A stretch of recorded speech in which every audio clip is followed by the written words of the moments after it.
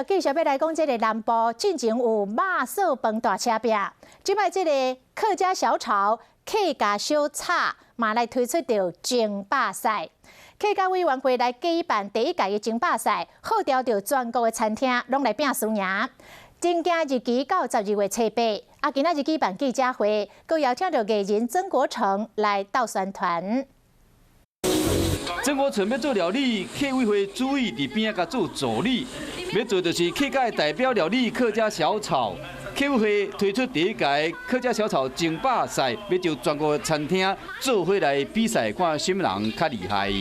那它也反映了我们的信仰，我们的生活方式。客家人其实还蛮重视营养的，而且吃的呢是能够让你开胃下饭呢，好下田工作。 客家小炒、客家小炒是一般伫过年时准备的三牲，用来感谢神明保庇的。用这个食材配合本身种的葱啊，也是芹菜炒出来，是客家人饭桌顶真平常料理。要不买炒料会好食，无遐简单。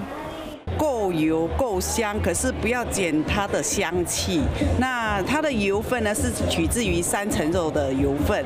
客家小炒争霸赛报名是到12月7日为止，不过敢若限客家文化重点发展区，也是经过客委会认定的客家聚落。若无就是客家文化园区内有税籍合法营业餐厅，同时有咧卖客家小炒这出料理，才符合报名资格。